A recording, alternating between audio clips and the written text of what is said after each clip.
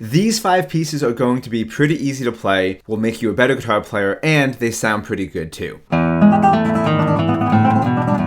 What makes these pieces great for all the things that I just said is that each one of these pieces focuses on a very specific technique that you can use the piece to develop and become a better guitarist. Because it's the same thing over and over and over, it's going to be pretty easy to get these faster over time, which you can use to impress your non-guitar player friends.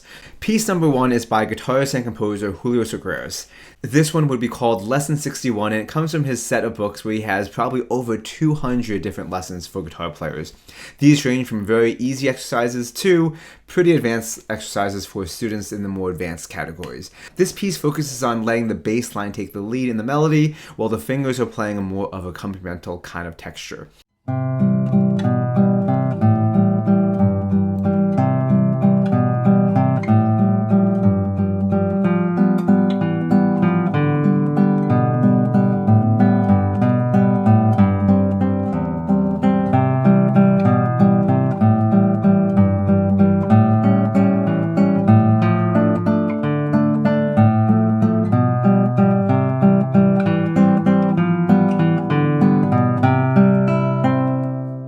Piece number 2 is by the American guitarist and composer Andrew York. I think his music is definitely the definition almost of what American guitar music is. This one is more of an etude, but he decided to give it a nice name called Snowflight.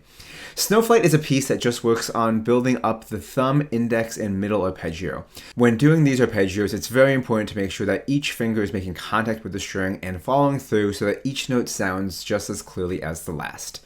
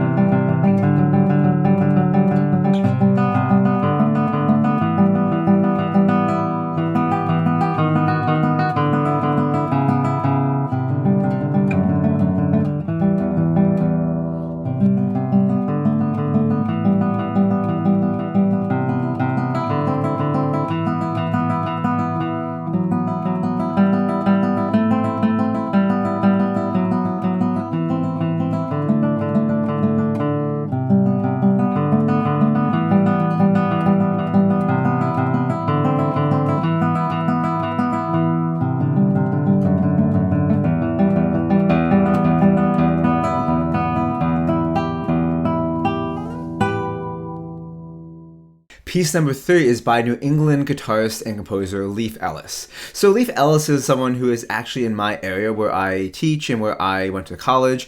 This piece is called Going Home, which is meant to develop the thumb, index, ring, index arpeggio.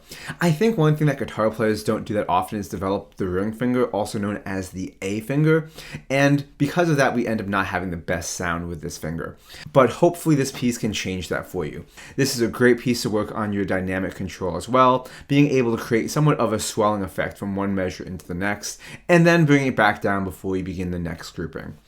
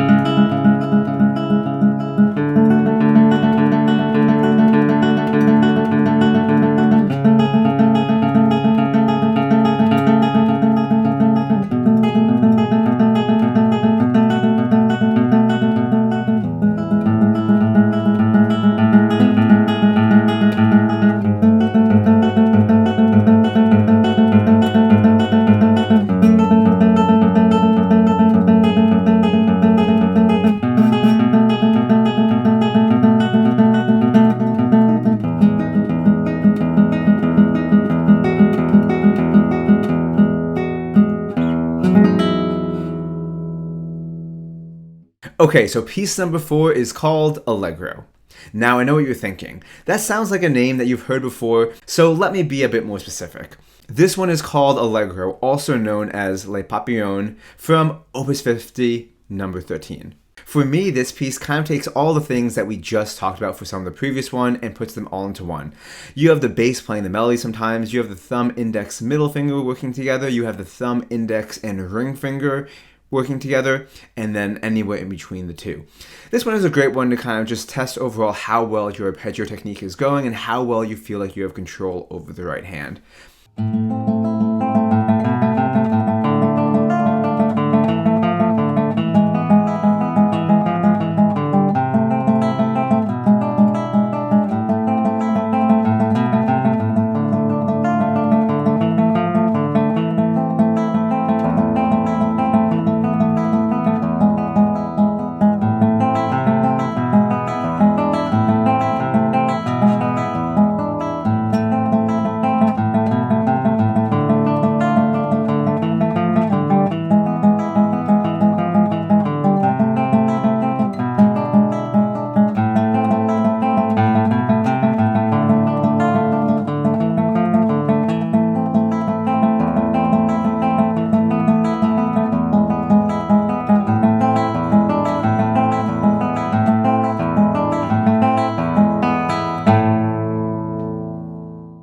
Okay, and finally, the final piece is going to be one by Leo Brouwer. This one is his study number 3 from his collection of 20 studies. Each one of these studies is meant to focus on a different skill that he thought guitar players need to develop in a etude or a study kind of manner. And this one is a thumb middle index arpeggio, which might sound somewhat similar to Snowflight, but remember, Snowflight was a thumb index middle. One thing I love about this one is that it's pretty short, as you're going to see. And number 2 is that once you get it going, it's a pretty fun one to play somewhat fast.